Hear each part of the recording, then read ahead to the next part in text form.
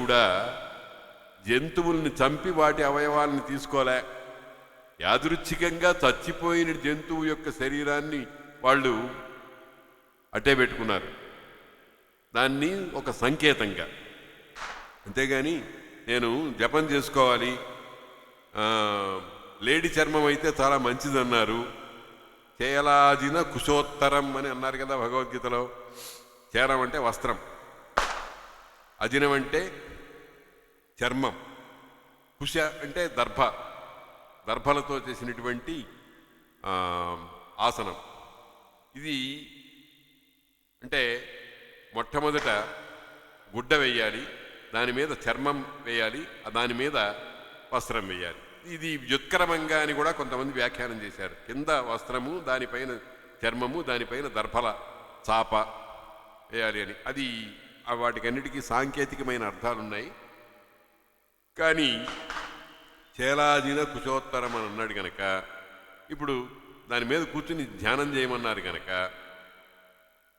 వీడు ఏదో జంతువుని చంపే ఉండాలి కదా లేడి చర్మాన్ని కావాలి అనంటే అని చెప్పారు. వీటికన్నిటికీ చక్కని సమాధానాలు చెప్పే ఉన్నారు గ్రంథాల్లో. వాడు చంపడు, యాదృచ్ఛికంగా చచ్చిపోయినటువంటి ఒక లేడి చర్మాన్ని దాన్ని శుద్ధి చేసి వాడుకుంటాడు. అసలు లేడి చర్మాన్ని ధరించడం అంటే అర్థమేమిటి? అది సాంకేతికమైన అర్థం. లేడి చాంచల్యానికి గుర్తు, చెంచలం, లేడి చూపులు, బెదరు చూపులు అని అంటూ ఉంటామే. అటువంటి లేడి చర్మాన్ని ధరించి దాన్ని కింద ఆసనంగానో లేకపోతే శరీరానికి కప్పుకోవడానికో పెట్టుకున్నాడు అంటే అర్థం ఏంటనమాట? చాంచల్యాన్ని జయించి అని అర్థం. అలఘురు చర్మధారియై అలరుతున్న తపసిన్. పద్యం చూడండి, ఇది సీసపద్యం అంటారు. సీసపద్యానికి పెద్ద పాదాలు 4 ఉంటాయి, ఆ 4ంటిని 8 చేసుకుంటారు. దానికి తోక పద్యం ఒకటి ఉంటుంది, దాన్ని ఆటవెరది కానీ తేటగీతి కానీ పెట్టాలి. అంటే మొత్తం 12 పాదాలు పద్యం, సీసపద్యం. దాని మహాకాయం, పెద్ద దేహం దాని.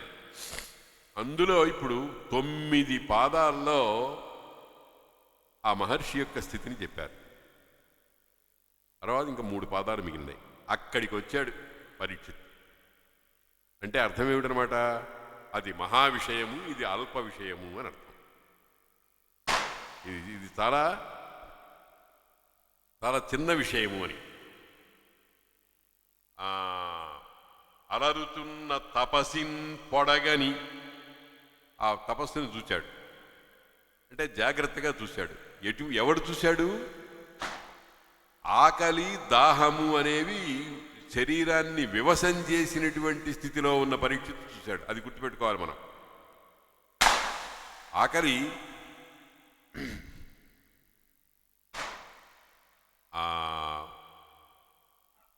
ఆకలి చాలా ఘోరమైనటువంటిది. చవులకు ప్రేముడించు ననిశంబును నాలుక, తాల్మి పెంపు ధర్మువును శమంబు త్రెక్కొను సముద్ధతి నాకలి. ఆకలి ఉందే, ఓర్పు లేదు, ధర్మం లేదు, ఇంకొకటి లేదు, ఏం లేదు. అది చెప్పినట్టు మనం వినాల్సిందే. ఆ శరీరంలో ఆ పదార్థం ఏదన్నా పడకపోతే శరీరం ఊరుకోదు. తాల్మి పెంపు ధర్మువును శమంబు త్రెక్కొను సముద్ధతి నాకలి. సముద్ధతి దాందే పై చెయ్యి, అది మనని లీడ్ చేస్తుంది. పద తిను, ఏదో ఒకటి తీసుకురా, ఏది దొరికితే అది తీసుకురా అంటుంది. అటువంటి స్థితిలో ఉన్నాడు ఎవరు? జీవుడు. జీవుడు అంటే ఇక్కడ ఇదంతా కూడా పరీక్షిత్ అంటే ఒక జీవుడి కథ. ఆ జీవుడు ఈ సంసారం అనే యాత్ర చేసేటప్పుడు ఒక వేటకు వెడుతూ ఉంటాడు. అంటే ఏమి లభిస్తుందా అని ఎప్పుడూ వెతుకుతూ ఉంటాడు. ప్రాపంచికమైన వస్తువులను గురించి తెలుసుకోవడానికి, అనుభవించడానికి ప్రయత్నం చేస్తాడు. అదే పరీక్షిత్ వేట అంటే అర్థం.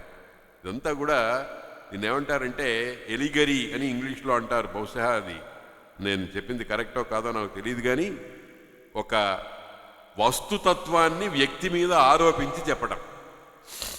కాబట్టి ఆ పరీక్షిత్ అనే జీవుడు ఏం చేశాడు?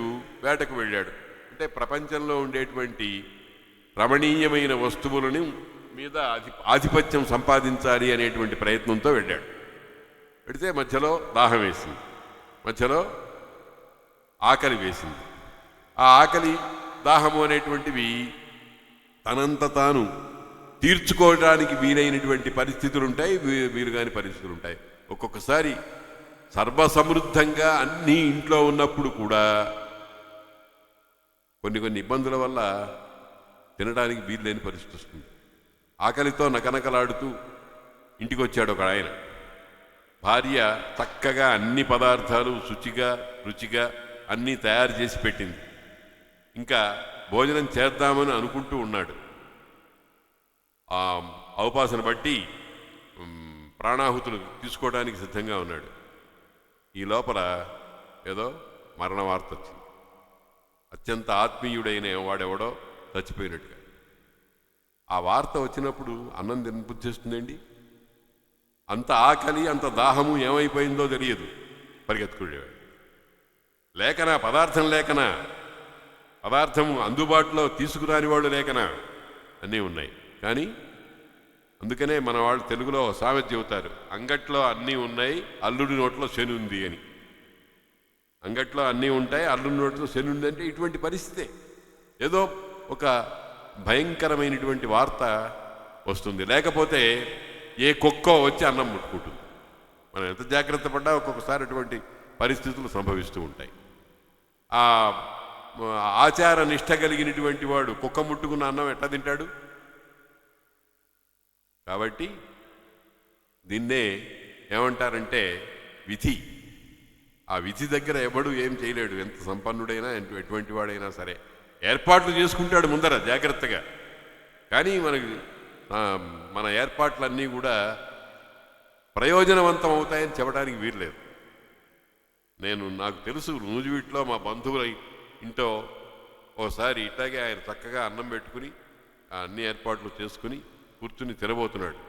ఆ పైనుంచి పెద్ద పెళ్ళ ఇంట్లో పైన ఉండేటువంటి కప్పు పెళ్ళ ఒకటి సరిగ్గా ఆ అన్నం మీద పడింది. అదృష్టం కొద్దీ నెత్తి మీద పడ్డా. మనం చూస్తూ ఉంటాం ఇటువంటి స్థితులు ఎన్నో. అయితే ఎక్కడో ఒక చోట జరుగుతాయి, కానీ జరగవని లేదు.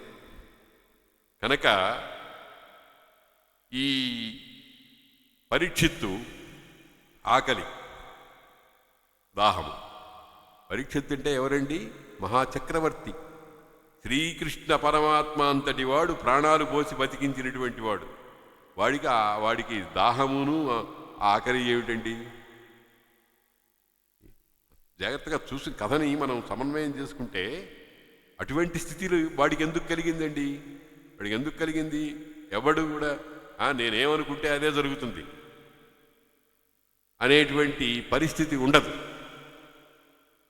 కాబట్టి ఆయనకి అది జరిగింది అని అంటే అర్థమేమిటనమాట? దీని వెనకాలంతా ఒక విషవలయం ఒకటి ఉంది అని అర్థం అనమాట. దాన్నే కర్మ సిద్ధాంతం అని అంటారు. తపసి పొడగని శోషిత తాలుడగుచు, ఈ గొంతు ఎండిపోతోంది. ఈ లోపల ఈ ముక్కుకి కిందగా ఉండేటువంటి ప్రదేశాన్ని తాలు అని అంటారు. అది ఎండిపోతోంది, అందులో ఆర్ద్రత లేదు. తోయం ఎండి తడిలేని పుట్టుకన్ ఎరుగు డింద మందభాషలడగ్గరి మనుజ విభుడు. నోట్లో నుంచి మాట పిగిలి రావటంలే, గొంతు ఎండిపోయింది. మనం కూడా చూడండి, బాగా దాహం వేసినప్పుడు మాటలు ఏదో సంజ్ఞ చేస్తాం, కానీ చాలా స్పష్టంగా చెప్పలేము. అటువంటి పరిస్థితి వచ్చింది.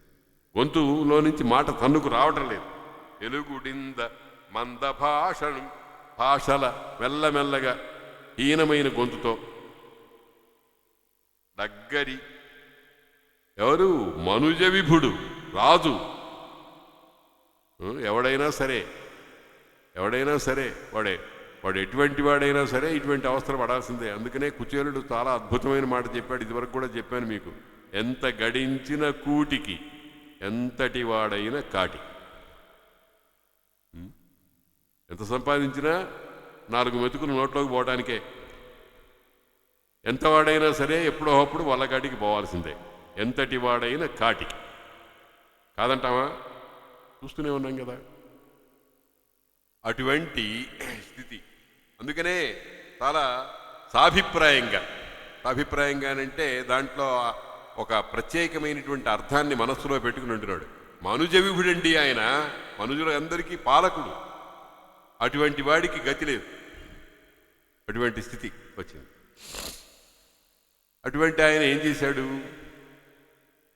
అయ్యా దాహం దాహం అన్నాడు. ఎదురుగుండా ఒక ఆయన కూర్చున్నాడు. ఎవరు కూర్చున్నారో 9 పాదాల్లో చెప్పారు, ఎటు ఏ పరిస్థితిలో కూర్చున్నాడో. ఇంకెవడైనా అయితే అంటే ఏమిటి? బుభుక్ష పిపాసలకు వశముగాని మరొక వ్యక్తి గాని, తపశ్శీలత ఉన్నటువంటి వాడు కానీ ఆయన్ని డిస్టర్బ్ చేయడు. కానీ పరీక్షిత్తుకి ఆ శక్తి పోయింది. అంటే అర్థం ఏమిటనమాట? అతనికి దేహదృష్టియే కానీ ఆత్మదృష్టి లేదు. నేను అనే భావనే కానీ పరమాత్మ ఒకడున్నాడు అనేటువంటి భావన లేని స్థితి అప్పటికి ఏర్పడింది. దీన్నే ఏమంటామంటే తరంగాలు. జీవితంలో అనేకమైనటువంటి భావతరంగాలు వస్తూ ఉంటాయి. ఒక్కొక్క సమయంలో ఒక్కొక్క రకమైన ఆలోచన వస్తూ ఉంటుంది. ఆ ఆలోచనను బట్టి వికారాలు వస్తూ ఉంటాయి. ఇప్పుడు ప్రస్తుతంలో అతని సర్వస్థితి రెండిటి మీదనే ఆధారపడి ఉంది. వివేకం పోయింది, విజ్ఞానం పోయింది, తాను కృష్ణుడి చేత రక్షింపబడ్డవాడు అనేటువంటి పోయింది, నేను మనుజ విభుణ్ణి అనేటువంటి ఆలోచన పోయింది. అన్నీ పోయినాయి. దేనికి పోయినాయి? ఆకలికి దప్పికకు వశమైపోయినాడు కాబట్టి. దీన్ని బట్టి భాగవతకర్త మనకేం చెబుతున్నాడు అనమాట? ఆకలి దప్పులు నీవు ప్రయత్నంతో నీ అదుపులో పెట్టుకోవలసినటువంటి స్థితి ఉందయ్యా, లేకపోతే వచ్చేది పరమానర్థము అని పరీక్షిత్తుని నిమిత్తంగా చేసుకుని మనకు ఒక జ్ఞానాన్ని ప్రసాదిస్తున్నారు భాగవత కర్తలు, వ్యాసుల వారు. అంటే ఎట్లాగండి ఇది? ఎవడైనా తట్టుకుంటాడా అనేదే చెప్పారు. పరీక్షిత్తు తట్టుకోలేదు, కానీ ఆ పైన మహర్షి తపస్సు తట్టుకున్నట్టుగానే చెప్పాడు కదా. ప్రాణ మనో బుద్ధి మొదలైన వాడి ఇంద్రియాలను అన్నింటినీ కూడా తాను అధీనం. ఆయనకి మాత్రం ఆకలి వేయదు, ఆయనకి మాత్రం దప్పివేయదు. ఆయన ఏం చేశాడు? ఆకలి వేసింది కదా అని పరిగెత్తలే, దాహం వేసింది కదా అని పరిగెత్తుకుంటూ పోలే. ఎందుకని? ఆయనకి భౌతికమైన దేహం మీద దృష్టి లేదు. భౌతికమైన దేహం మీద ఎవరికైతే దృష్టి ఉంటుందో వాడు ఎక్కడ అన్నం దొరుకుతుందా అని పరిగెత్తుతూ ఉంటాడు, ఎక్కడ నీరు దొరుకుతుందా అని పరిగెత్తుతూ ఉంటాడు.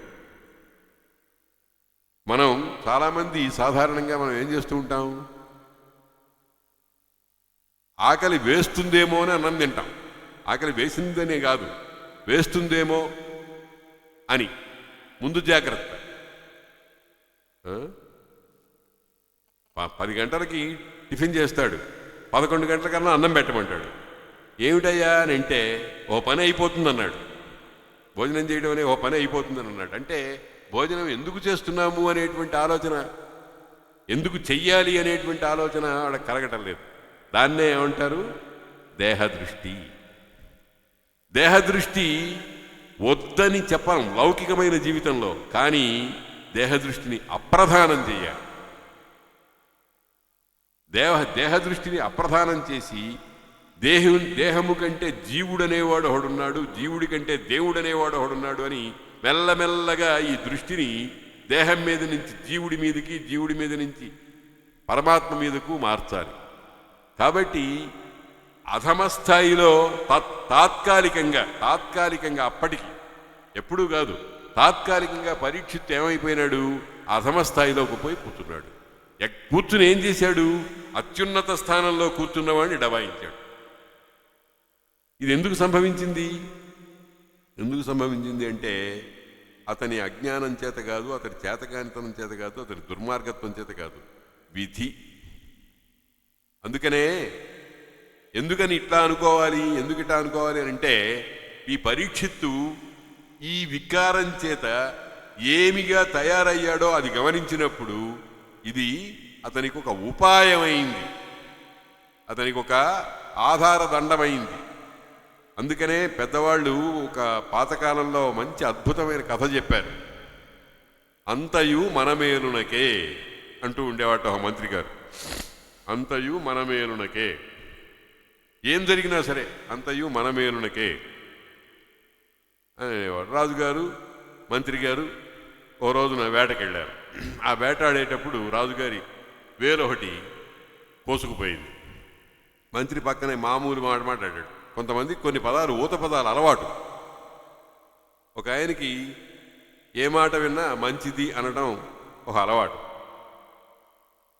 ఎవరో ఒక ఆయన వచ్చి మా అన్నగారు చనిపోయినాడండి అన్నాడు. మంచిది అన్నాడు. అవతలవాడికి ఒళ్ళు మండిపోదు. అలవాటు అతి సహజంగా వచ్చేస్తూ ఉంటాయి ఆ నోటికి వచ్చేటువంటి మాటలు కొన్ని. కాబట్టి అంతయు మనమేలునకే అన్నాడు ఈ మంత్రి గారు. నీకేమైనా బుద్ధి ఉందిటయా?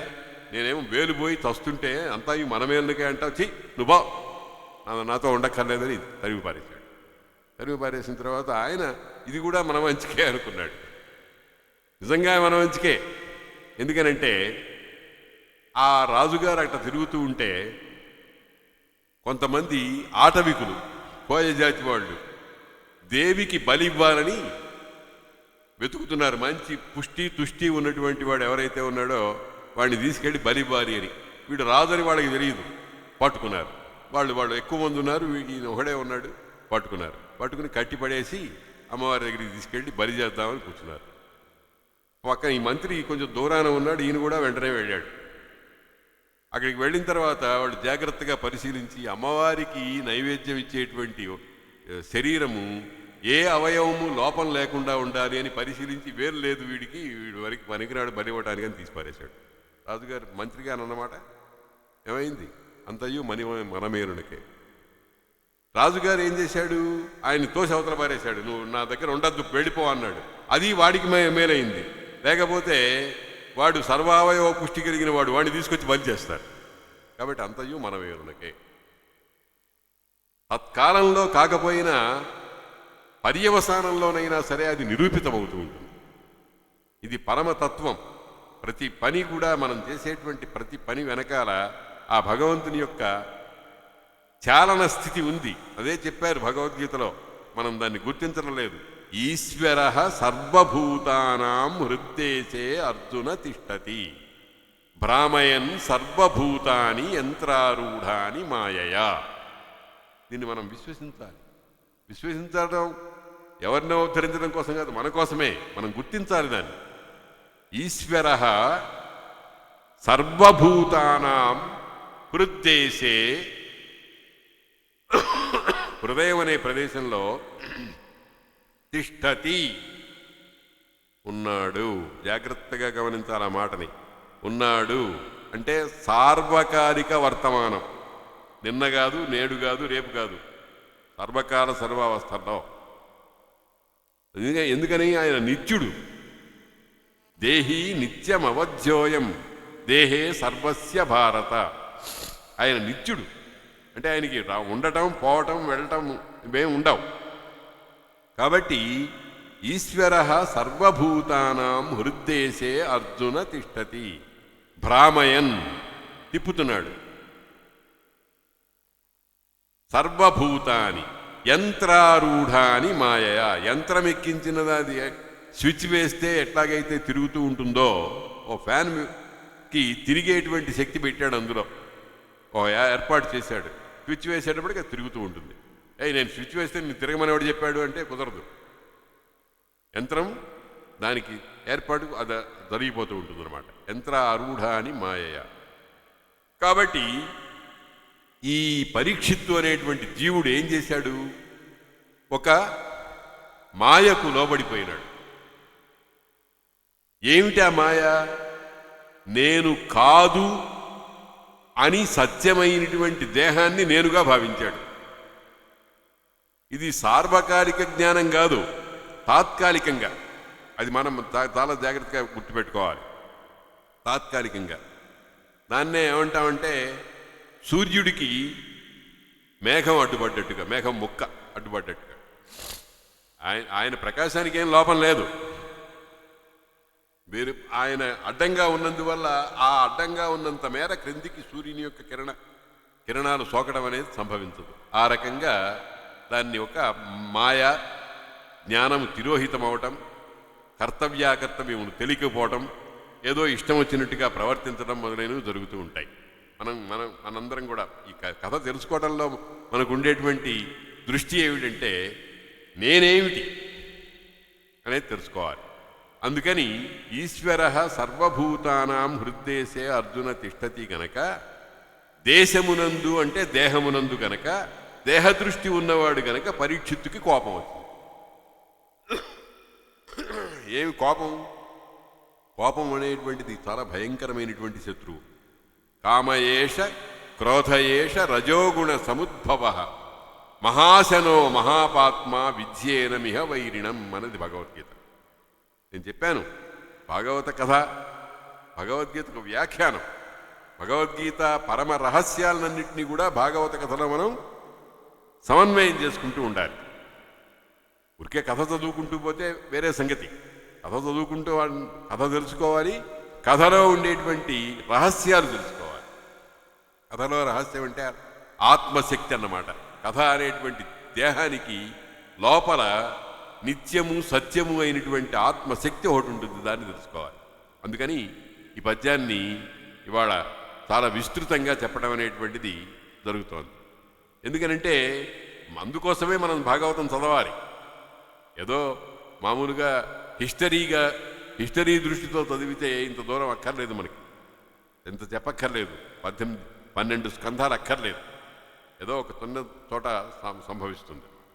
కాబట్టి మంద భాషలడగ్గరి మనుజ విభుడు అంటే దేహదృష్టితో ఉన్నాడు అతను. దేహదృష్టి అంటే ఏమిటనమాట? నేను అంటే దేహము అని అనుకున్నాడు. కానీ శంకర భగవత్పాదుల వారు చాలా స్పష్టంగా చెప్పారు, నాహం దేహ నా అంతరంగాణి, ఇవేమి కాదు, నేంద్రియాణి అంతరంగ అని చాలా స్పష్టంగా చెప్పారు. అది అనుభవానికి రావాలి. మనం కూడా చిలక పలుకుల్లాగా చదువుతూ ఉంటాం, నేను దేహం కాదండి అని. ఎవడో వచ్చి ఓ చిన్న చెంపకాయ పోయి కొట్టంతో వాడి మీద కోపం వస్తుంది. కామయేష క్రోధయేష రజోగుణ సముద్భవ మహాశన. దానికి తిండి ఇంత అని లేదు. అగ్నికి మహాశనము అని పేరు. మహాశనం అంటే ఎంత పెట్టినా ఇంకా కావాలంటుంది. దానికి మనలాగా అజీర్తి రోగం రాదు. ఎప్పుడో ఒకసారి వచ్చిందిట మయసభ పూర్వంలో. ఆయన ఎవరో మహారాజు టన్నుల కొద్దీ నెయ్యి పోస్తే తాగాడు. తాగితే జీర్ణశక్తి మందగించింది.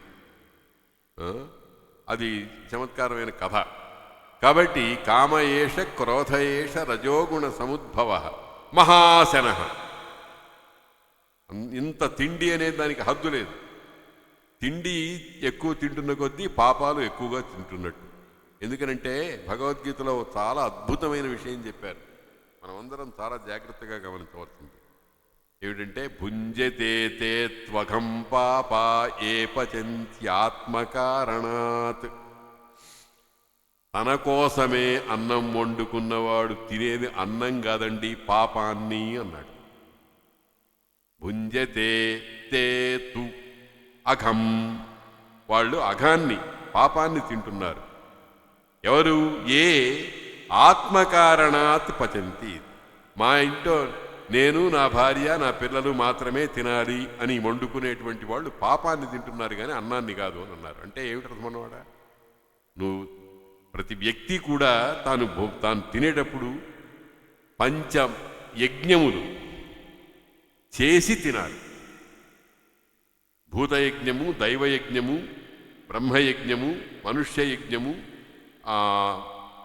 ఇవన్నీ ఉన్నాయి. 5 రకాలైనటువంటి యజ్ఞాలు ఉన్నాయి. అందులో మనుష్య యజ్ఞము అని అంటే ఎవనికో ఒకనికి ఇంత అన్నం పెట్టి నువ్వు తినాలి అని అన్నారు. మన మన భారతీయ సనాతన ధర్మంలో ఉన్న పరమాద్భుతమైన విషయం ఇది. సోషియలిస్టిక్ వ్యూ అని అంటున్నామే మనం, సమాజ దృష్టి. ఆ సమాజ దృష్టి భారతీయుడికి ఉన్నంతగా ఇంకెవ్వడికి లేదు.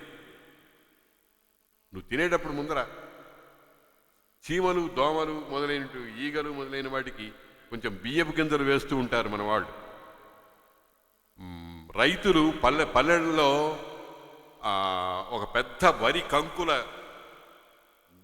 ఇది మూట తీసుకొచ్చి గుమ్మానికి కడుతూ ఉంటారు. పిచ్చుకలు మొదలైనవి. ఇప్పుడు పిచ్చుకలే లేవుట. ఈ ఏదో నేను విన్నాను, ఈ సెల్ ఫోన్ల వల్ల పిచ్చుకలు రాకుండా చచ్చిపోయినాయి. పిచ్చుకలు ఎక్కడా కనపట్టలే. ఆ పిచ్చుకల్ని కోసం ధాన్యం గింజలు వేయటం అనేటువంటిది మనకి సంప్రదాయం ఉంది. గుళ్ళల్లో బలిహరణం అని చేస్తారు. దేవాలయానికి చుట్టూ పక్కన ఉండే చోట కొన్ని ప్రత్యేకమైన ప్రదేశాల్లో ఇంత అన్నం మెతుకులు అవి వేస్తూ ఉంటారు. దాన్ని ఏమంటారు? బలిహరణం, ప్రాణులకు. దీన్ని మనం చేతులారా